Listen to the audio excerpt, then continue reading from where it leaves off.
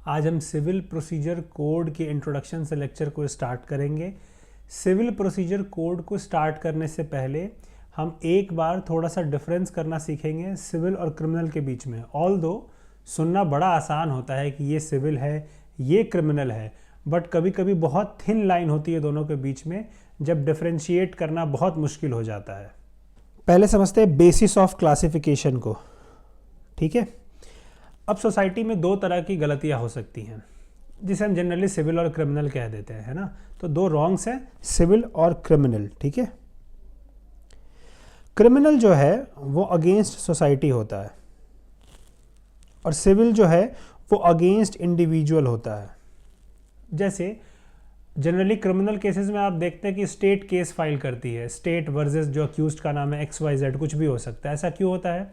क्योंकि जो criminal law है, क्रिमिनल लॉ मोशन में तब आता है जब हम ऐसा मानते हैं कि समाज के प्रति कुछ अपराध हुआ है। वो सिर्फ एक आदमी के खिलाफ अपराध नहीं है। हो सकता है किसी को किसी ने मान लीजिए गोली मार दी, मरा तो वो आदमी, बट वो सामाजिक अपराध है। अब ऐसा क्यों है, वो जुरिस्प्रूडेंस में एक बहुत लंबी टॉपिक है उसको डिस्कशन करने की, बट इसे ऐसे सामाजिक अपराध ही कहा जाता है। यानी हम एक को डेटर नहीं करेंगे, एक को रोकेंगे नहीं, तो ऐसे बहुत केस आने लगेंगे। तो क्रिमिनल लॉ में एग्जाम्पल भी सेट किए जाते हैं फिर कि हम ऐसा डेटर करने से किसी को रोक देंगे तो आगे फर्दर वो ऐसी गलती नहीं करेगा या दूसरे ऐसी गलती नहीं करेंगे, ठीक है, ताकि समाज का संतुलन बना रहे। अब एग्जाम्पल समझते हो, और यहीं पर जो थिन लाइन की मैं बात कर रहा हूँ वो भी एक बार समझते हैं। जैसे थेफ्ट एक क्राइम है जिसको स्टेट प्रोसिक्यूट करती है, यानी अगर चोरी हो गया तो उसको एक अपराध माना जाएगा जो क्रिमिनल लॉ में काउंट होता है। अब ये तो बड़ा इजी है समझना। अब एक बार आगे आते हैं। अब इमेजिन करें कि आपने किसी को उधार दिया है और वो उधार नहीं चुका रहा। अब क्या होगा? सिविल डिस्प्यूट होगा, है ना। बट अगर 1 ही लाख रुपए आपने मान लो उधार किसी को दिया और वो चुका नहीं रहा तो वो सिविल डिस्प्यूट हो गया। दूसरी तरफ अगर किसी ने आपसे धोखे से 1 लाख रुपए ले लिया, कुछ झूठ बोल के, और वो चुका तो तब भी नहीं रहा, दोनों केस में आपको 1 लाख रुपए का लॉस है। बट दूसरे केस में वो क्रिमिनल ऑफेंस हो जाएगा क्योंकि उसने आपको डिसऑनेस्टली इंड्यूस किया है पैसे देने के लिए। तो आपके पैसे दोनों पक्ष में गए, बट उसकी जो थिंकिंग रही है दोनों केस में अलग अलग रही है। लेते वक्त ही उसकी जो मेंटालिटी थी वो दोनों में अलग अलग आती है। इसलिए बहुत बार सिंपल लोन की केसेस भी लोग फ्रॉड की तरह, चीटिंग की तरह ट्रीट करते हैं और पुलिस में उसी तरह की कंप्लेंट लिखा देंगे, इसमें मुझे फ्रॉड से इतने पैसे ले लिए, ऑल्दो वो होता नहीं है। इसीलिए सिविल और क्रिमिनल बहुत बार ओवरलैप करते हैं। कभी कभी दोनों एक ही केस में हो सकता है। जैसे किसी ने आपसे मारपीट की, अब आपको चोट भी आया, जो उसने मारपीट की वो एक क्रिमिनल ऑफेंस है, उसके लिए उसको पनिश किया जाएगा। बट जो आपको चोट लगा उसके लिए आपको कुछ पैसे मिलने चाहिए, आपको हर्जाना मिलना चाहिए। अब वो सिविल रेमेडी है आपके लिए, ठीक है। अब ये सिविल और क्रिमिनल की बीच की लड़ाई तो बहुत फैक्टर्स पे चलती है और बहुत सारी चीज़ों में कंफ्यूजन भी रह जाता है। जैसे चेक बाउंस केस है, हम लोग उसे कैसे ट्रीट करते हैं? क्रिमिनल लायबिलिटी की तरह, बट क्या वो रियलिटी में क्रिमिनल लायबिलिटी है? नहीं है। और इस पे बहुत सारे आर्ग्यूमेंट्स भी हुए हैं, बहुत सारे डिबेट भी हुआ है, बट क्योंकि लॉ का सैंक्शन उसको क्रिमिनल लायबिलिटी के लिए दे दिया गया, इसलिए उसे क्रिमिनल लॉ की तरह ट्रीट किया जा रहा है।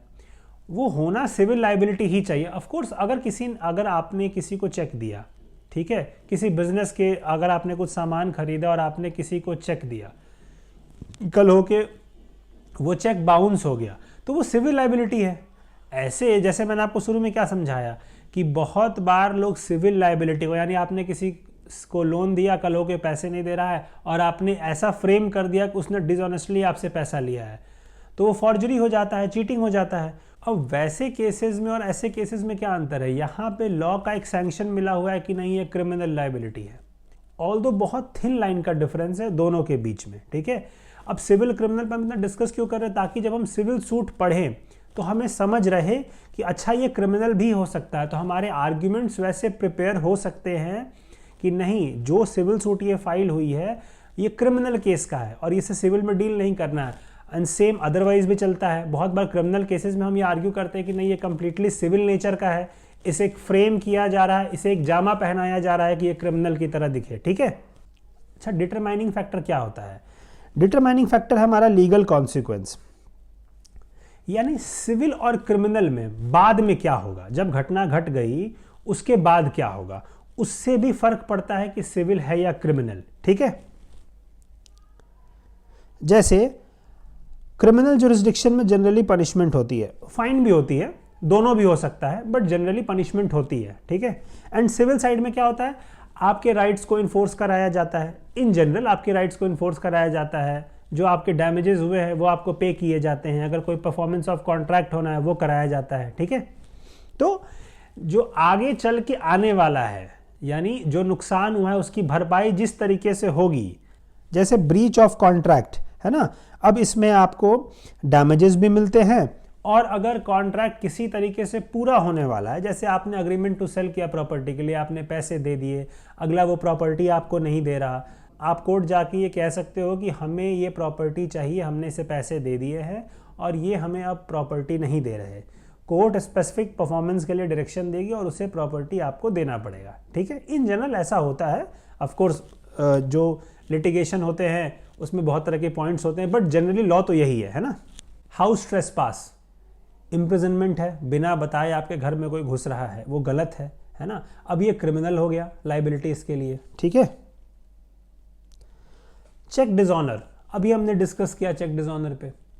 चेक डिसऑनर तरीके से होना नहीं चाहिए क्रिमिनल, बट ये हो चुका है क्रिमिनल। अगर ये चेक डिसऑनर क्रिमिनल है, बिजनेस की लायबिलिटी में लेन देन में अगर चेक बाउंस हो जाता है, अगर वो क्रिमिनल है, तो सारे बिजनेस लोन फिर क्रिमिनल का फॉर्म हो जाना चाहिए, क्योंकि सिर्फ आपका एक साइन किया हुआ पेपर वैलिड नहीं रहा तो प्राइमरीली वो क्रिमिनल हो गया, है ना। तो ये एक बहुत खैर लंबी डिबेट है, इतने लंबे डिबेट में हम नहीं जाएंगे, हम अपने आप को कंटेन रख रहे हैं बस उतनी दूर तक ताकि हमें बिल्कुल समझ रहे, क्योंकि हम कोड ऑफ सिविल प्रोसीजर पढ़ने जा रहे हैं, तो हमें सिविल का मतलब क्लियरली रहे हमारे दिमाग में, सिविल मतलब क्या, ठीक है।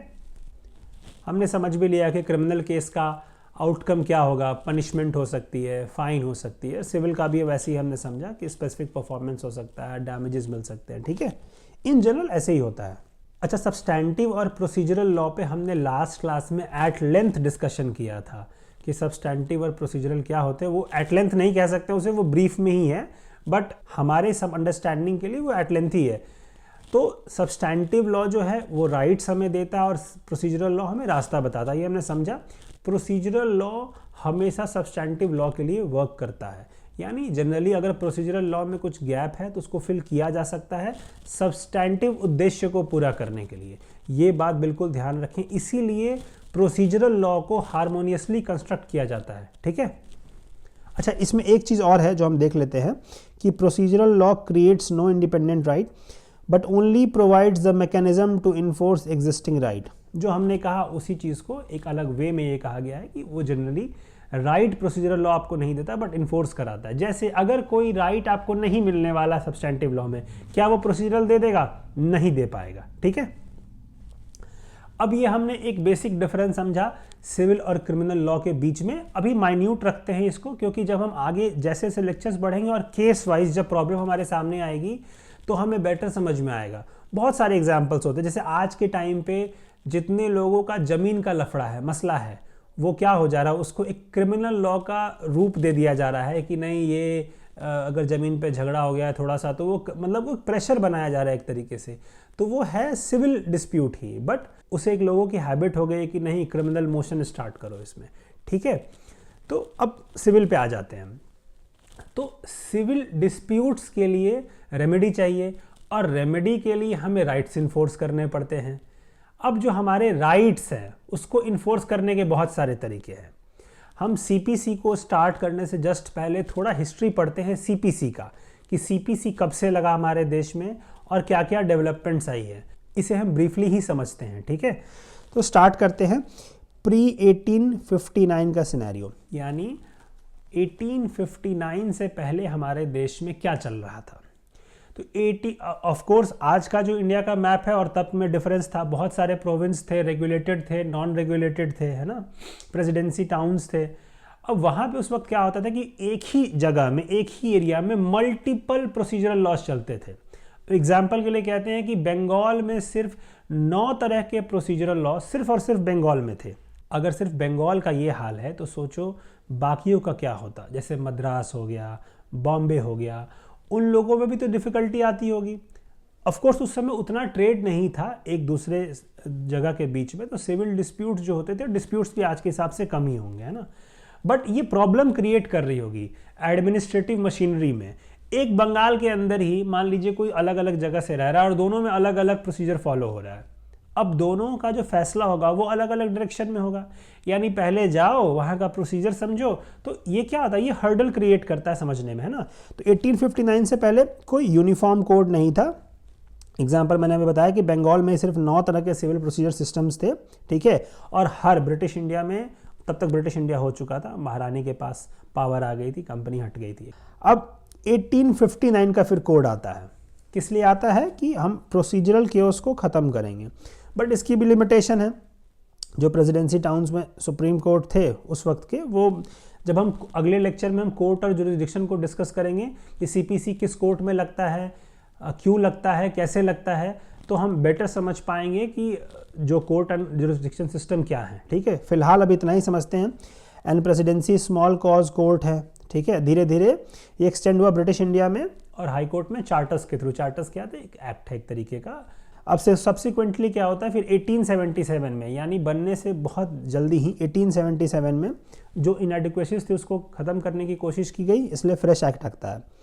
फिर 1882 में, यानी अगले सोचो 5 ही साल में, फिर से एक नया सीपीसी का कोड आता है जो कुछ समय तक रहा, कुछ क्या 25 साल के करीब में रहा वो, है ना। उसके बाद में फिर 1908 में आता है अभी वाला सीपीसी, जो 1 जनवरी 1909 से एप्लीकेबल होता है, ठीक है।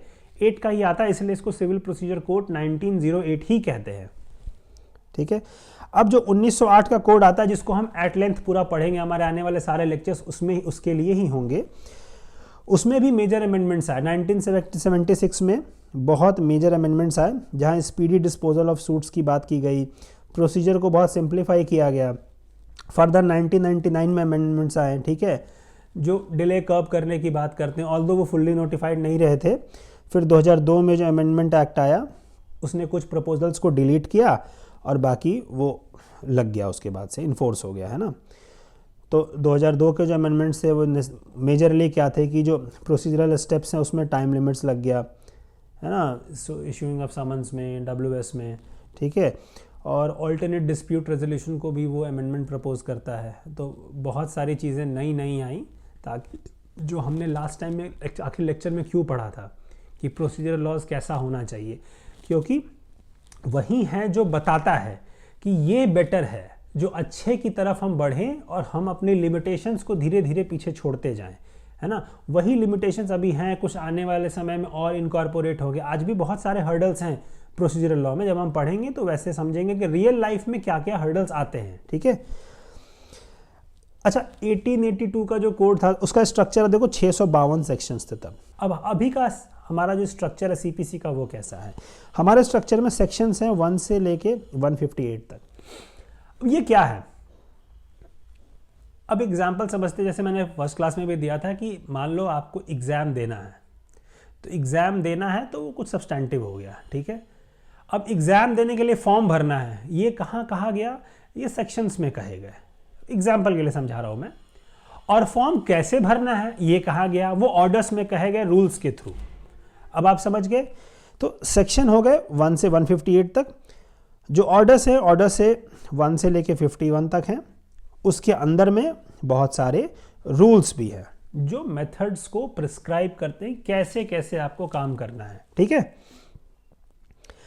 अच्छा, जो सेक्शंस है वो लेजिस्लेचर ही अमेंड कर सकता है, ठीक है। बट जो रूल्स है, क्योंकि वो डे टू डे फंक्शनिंग की बात करता है, किसी स्टेट में हो सकता है वो रूल फॉलो होने में मुश्किल आती होगी जो इनिशियली सोचा गया था, तो हाई कोर्ट को फिर परमिशन दी गई कि रूल्स आप अपने हिसाब से भी चेंज कर सकते हैं, ठीक है। तो ये एक डिफरेंस आया सेक्शन और रूल में, ठीक है। Sections can only be amendment by legislature and rules जो है high court can add, alter, annul, ठीक है। अब स्टार्ट करते हैं हम कोड ऑफ सिविल प्रोसीजर को। आज हम सेक्शन 1 को और प्रियम्बल को ही देखेंगे। नेक्स्ट लेक्चर में हम स्टार्ट करेंगे कोर्ट्स और उसके जुरिस्डिक्शन से, ठीक है, ताकि हमें समझ में रहे कि हमें अपनी प्रॉब्लम को लेके कहाँ जाना है, ठीक है, और कैसे जाना है। कैसे पता चलेगा कि हमें डिस्ट्रिक्ट कोर्ट जाना है कि लोअर सिविल जज के पास जाना है या किसी की स्टेट में सीधे हाई कोर्ट के पास जाना है, ठीक है। अब जो प्रियम्बल है उसका कहता है an act to consolidate and amend the laws relating to procedure of the courts of civil judicature. अब प्रोसीजर, सिविल, ये दो इंपॉर्टेंट टर्म्स यहाँ पे आए। इन दोनों को कंट्रोल करने के लिए ये एक्ट लाया गया, ठीक है। Whereas it is expedient to consolidate and amend the laws relating to procedure of the courts of civil judicature, ठीक है। इसलिए इस लॉ को इन्फोर्स किया गया, लाया गया। अब इस लॉ को क्या कहा गया? Code of civil procedure 1908। ध्यान रहे एग्जाम में भी बहुत बार आता है ये कब का है, तो 1908 बहुत बार टिक कर देते हैं। 1908 में बना ये, इन्फोर्स हुआ 1 जनवरी 1909 से, ठीक है। फर्स्ट डे ऑफ जनवरी 1909 से ये आता है, ओके। अब इसकी एप्लीकेबिलिटी थोड़ा समझते हैं कि कहाँ कहाँ लगता है। ये तो होल ऑफ इंडिया पे लगता है, एक्सेप्ट ये जो एक्सेस किया हुआ है, पहले जम्मू एंड कश्मीर था, बट क्योंकि अब रीऑर्गेनाइज हो गया, अब उस पर एक्ट लग जाता है ना। And state of Nagaland and tribal areas, ये एक्सेप्शन लिस्ट में है, ठीक है। अब एक बार ये समझते हैं ट्राइबल एरियाज कौन से, थोड़ा सा ये ब्रीफली समझ लेते हैं। तो ट्राइबल एरिया का मतलब हुआ, ट्राइबल एरियाज आप बहुत तरीके से हो सकते हैं, मगर अलग अलग लॉ में ट्राइबल एरियाज को अलग अलग तरीके से डिफाइन किया गया है। हमारे सीपीसी में ट्राइबल एरिया किसको समझेंगे वो समझ लेते हैं एक बार। Territories which immediately before the 21st day of January 1972 were included in the tribal areas of Assam as referred to in paragraph 20 of 6th schedule of Constitution of India। अभी आज के लेक्चर को हम इतने पे ही रखेंगे। नेक्स्ट लेक्चर में जब हम कोर्ट्स को डील करेंगे और कोर्ट्स के साथ साथ हम जुरिस्डिक्शन को समझेंगे, तब हम फुल फ्लेज सीपीसी में इंटर कर जाएंगे। लेक्चर्स हो सकते हैं थोड़े लंबे भी हों, क्योंकि सीपीसी बहुत छोटा एक्ट नहीं है, ये काफ़ी लेंदी एक्ट है, और अगर आप सही से नहीं समझे, कुछ मिस हो गई, तो वो फिर समझना ना समझना एक बराबर है उसमें, ठीक है।